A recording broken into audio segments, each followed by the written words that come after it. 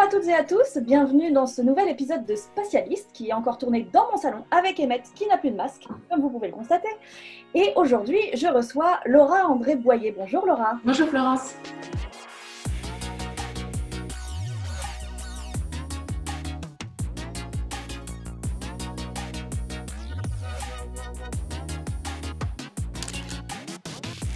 Alors Laura, toi tu es instructrice d'astronaute à l'EAC à Cologne.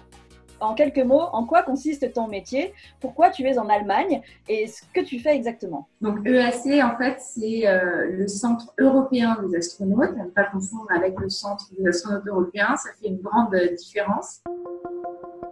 Donc c'est un centre basé à Cologne en Allemagne où on entraîne tous les astronautes qui vont se rendre à bord de la Station spatiale internationale, donc ISS.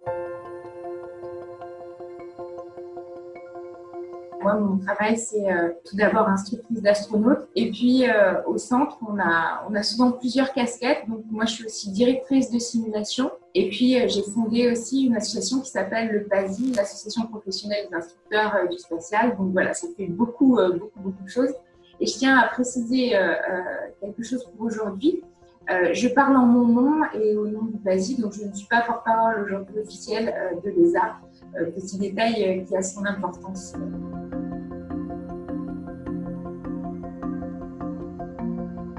Alors quand tu parles de simulation, vous simulez quoi exactement avec les astronautes et les équipes au sol? Il va falloir être capable d'entraîner et ensuite d'évaluer les astronautes et les équipes au sol à des situations critiques. Donc, bien sûr, on les entraîne à des situations nominales aussi. Il faut savoir travailler de façon normale, mais on injecte dans certaines simulations, la plupart d'ailleurs des simulations, des situations de danger jusqu'à l'urgence.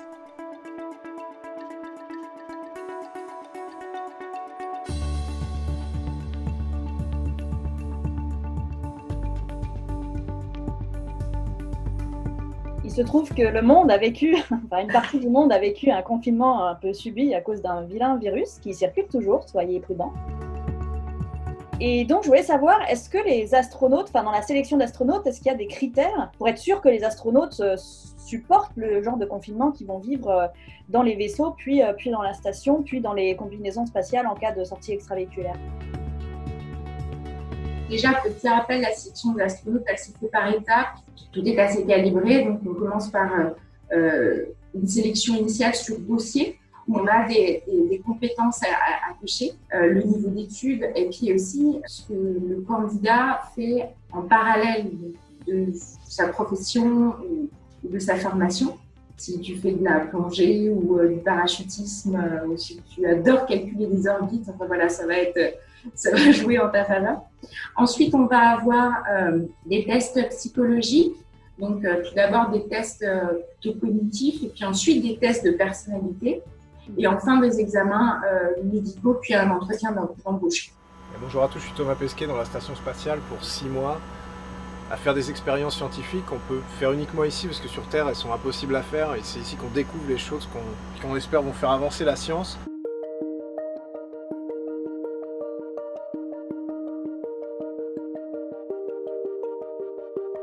Et en fin de compte, pour nous, dans les vols habités, le confinement, c'est avant toute chose un espace confiné qui est avant toute chose une source de risque. Une des plus grandes parties de l'entraînement des astronautes et du personnel au sol, c'est sur ces situations d'urgence qui sont générées directement par le fait d'être confiné et évidemment l'impesanteur aussi. Donc, les 3 situations d'urgence absolue à bord de la station, c'est le feu, la dépressurisation, donc la fuite d'air, puisqu'on est dans un espace qui est pressurisé, et l'atmosphère toxique. Parce qu'en fin de compte, en impesanteur et en impesanteur dans un espace confiné, tout devient absolument toxique. Donc, que ce soit des miettes de pain jusqu'à l'ammoniac.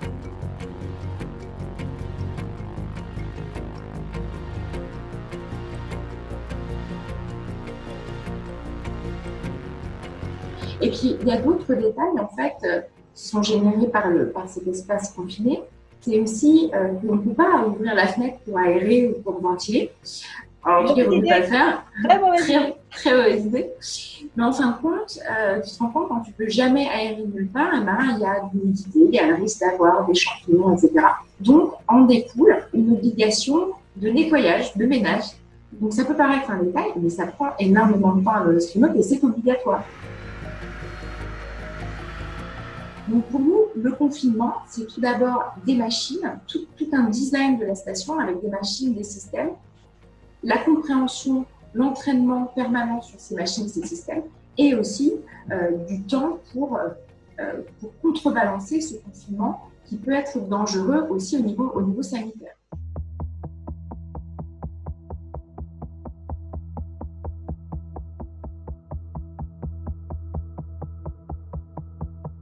Donc les astronautes sont effectivement 6 mois dans un espace confiné, à entretenir le véhicule, à faire le ménage pour pas avoir de champignons, mais ils sont aussi donc pas du tout à l'air libre, pas du tout au contact de la nature avec de l'herbe, des arbres, de la végétation, et pas du tout aussi en contact avec leur famille à part à distance.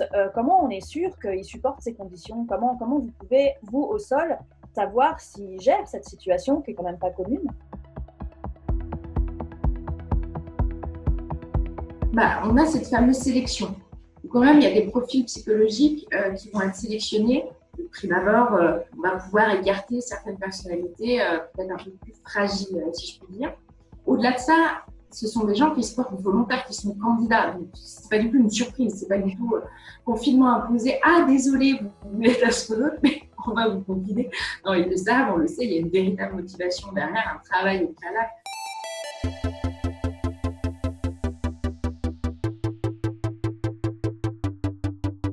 Ensuite, on a toute la phase de préparation, d'entraînement, où là, on va les avertir, les entraîner, les conditionner pour qu'ils puissent tenir le coup, justement. Ensuite, pendant la mission, on a une chose qui est très importante, c'est l'organisation de la mission en elle-même, dans sa globalité, et l'organisation du quotidien. Il faut savoir que les astronautes, ils ont un emploi du temps super carré, ultra encadré. Donc ça fait une grosse différence aussi. Ils sont toujours ultra occupés et c'est réglé à la minute. Et j'exagère pas. Donc, c'est comme si tu avais ton programme de la journée avec presque les petites pauses café ou autres qui sont vraiment toutes planifiées, etc. Donc ça permet de garder en fait l'astronaute dans un état cognitif, un état de dynamisme et puis aussi un état dans son cerveau avec les neurotransmetteurs. Il est toujours très, très, très engagé.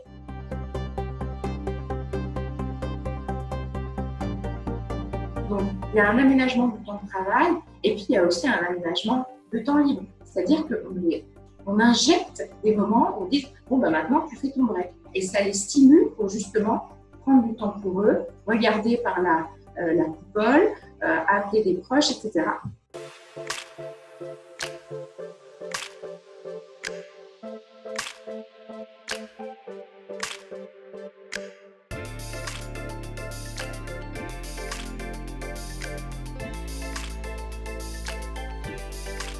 Ensuite, on met à leur disposition aussi des divertissements, donc de la musique, du cinéma. Ça a une importance immense pour la plupart de nos astronautes. Et on leur aménage, dans la mesure du possible, tous les soirs pour le dîner, un temps ensemble, en équipage. Donc, on construit leur emploi du temps, etc. Mais toutes les agences vont faire en sorte que le dîner, ce soit un moment commun.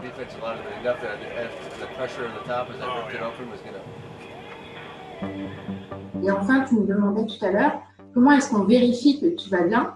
Déjà, les astronautes, ils sont tout le temps connectés au sol, que ce soit par la voix ou que ce soit par l'image. On a toujours un retour assez fidèle, en fin de compte, de comment ça se passe. Et les équipes au sol peuvent détecter quand il y a un petit pépin ou quand il y a quelqu'un qui fait un petit coup de mou.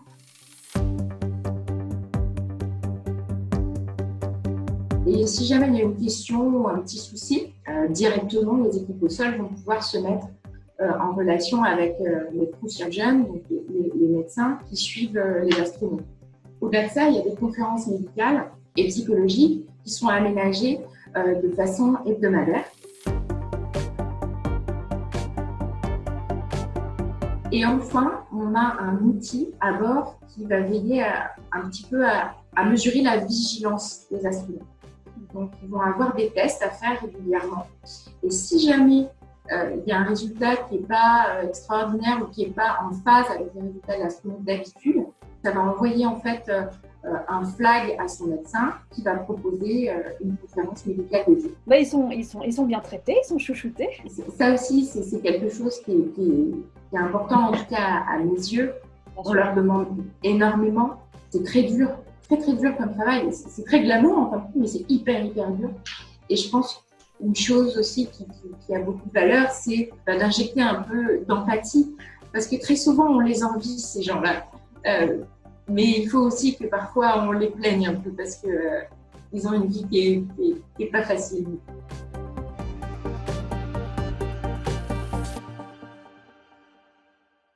Alors Laura, en tant qu'instructrice d'astronautes et de vol 0G, tu as donc un pied dans le tourisme spatial puisque les vols 0G peuvent aussi être ouverts au grand public. Et tu as justement eu l'idée d'une association et j'aimerais que tu m'en parles. Alors quelle est cette association et quel est son objectif exactement ? L'idée est arrivée il y a pas mal d'années, il y a 8 ans, quand je finissais un programme d'études, un master en business et administration.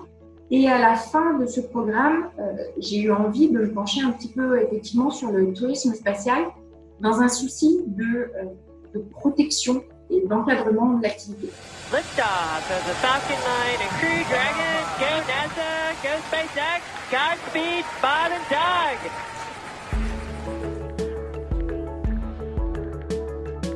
Je ne vois pas dans le futur, mais j'imagine que l'activité de tourisme spatial va être lancée avant qu'on ait véritablement un cadre juridique.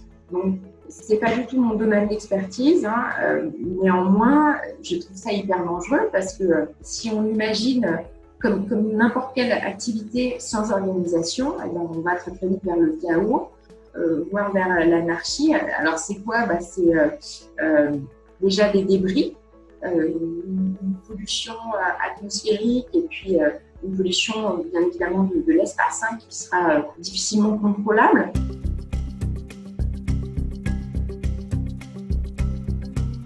Ensuite, le risque, c'est des accidents, bien évidemment. Des accidents à l'intérieur des véhicules si on ne régule pas l'accès des passagers à ces vols, c'est dangereux. Regardez, nous, on entraîne les astronautes pendant des années et des années. On ne peut pas partir du principe qu'on va envoyer monsieur et madame tout le monde comme ça sans prendre aucun risque. Donc, le PASI, en fait, a plusieurs branches. Une branche qui est vraiment dédiée à l'encadrement et la protection de cette activité de tourisme spatial afin de proposer des standards aux sociétés commerciales qui émanent de l'expertise, en fait, des instructeurs du spatial. Donc voilà, juste pour dire, on va vous dire, nous, ce qu'on pense qui est bon et qui est bien, et on vous propose un label.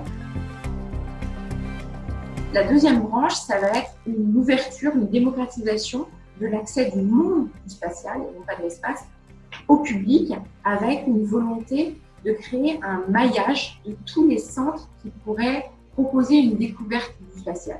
Donc, les musées, les centres techniques, les centrifugeuses, les vols paraboliques, évidemment, mais aussi les piscines où on pourrait faire un entraînement sous l'eau. On va bientôt arriver en pesanteur, en microgravité, en chute libre. Et voilà. Voilà, j'y suis. C'est difficile. Les gens qui sont passionnés, qui puissent progresser dans ce domaine avec véritablement un label et une certification des structures. Et puis ceux qui ont envie en vacances d'aller visiter un truc ou de faire un vol parabolique ou de faire une plongée, qu'ils puissent aussi le faire en toute sécurité de façon unique.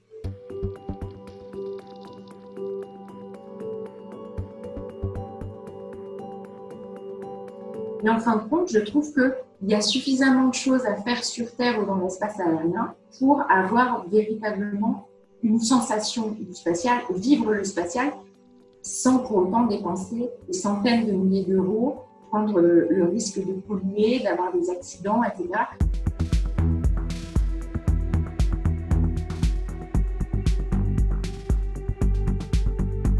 Le tourisme, c'est voyager, c'est découvrir, mais on n'est pas obligé de se déplacer pour faire du tourisme en période post-confinement. Je pense qu'il y a plein de gens qui ont fait l'expérience de visite virtuelle, etc.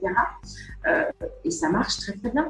Donc si on imagine véritablement combiner un casque de réalité virtuelle avec une très très forte immersion à bord d'un vol parabolique, mais on y est dans l'espace. Moi, j'ai testé la réalité virtuelle sur Mars. Clairement, moi, je ne veux pas de casque de réalité virtuelle chez moi parce que c'est une drogue et j'ai peur de faire un pro et de ne plus jamais revenir dans la vraie vie. Non, vraiment, moi, c'est un danger pour moi. Donc, Mais t'as bien aimé quand même. Ah non, mais c'est extraordinaire. On n'est même pas obligé de juste faire un vol parabolique. On peut aller sur Mars, on peut aller partout là où on a des données ou même inventer des exoplanètes. Enfin, je veux dire, on peut tout faire en réalité virtuelle.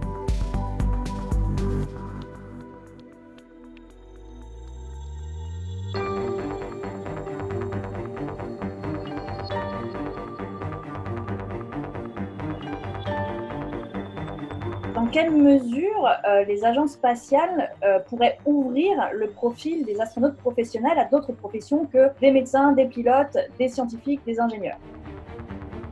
Est-ce que ce ne serait pas une bonne idée, je ne sais pas, de donner plus de place dans ce milieu à des profils différents du genre des artistes, des journalistes, des auteurs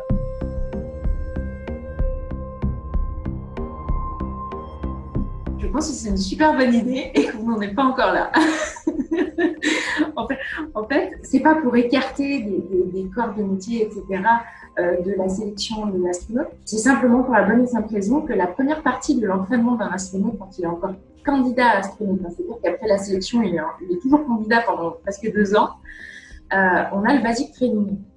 Et l'entraînement de base, c'est une remise à niveau pour tous les candidats dans les domaines de pilotage, dans les domaines de mathématiques, dans les domaines d'anatomie, de physiologie, parler et maîtriser le russe, etc. Donc, je pense que ça vient principalement de là. Dans ce niveau qui doit être atteint par tous à la sortie du basic training, la meilleure façon de l'atteindre en 2 ans, de sélectionner, voilà, c'est de prendre des gars et des filles qui ont déjà certaines parties des compétences. Donc, je pense que de façon très très logique, c'est pour ça.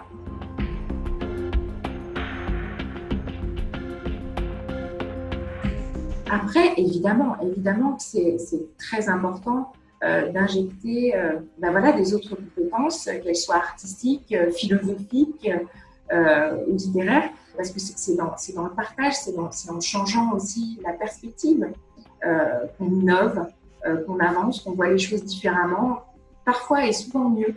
Donc oui, ça serait très très important. Comment faire aujourd'hui avec la sélection qu'on a, je ne sais pas. Par contre, effectivement, ce seraient des candidats idéaux pour être des touristes.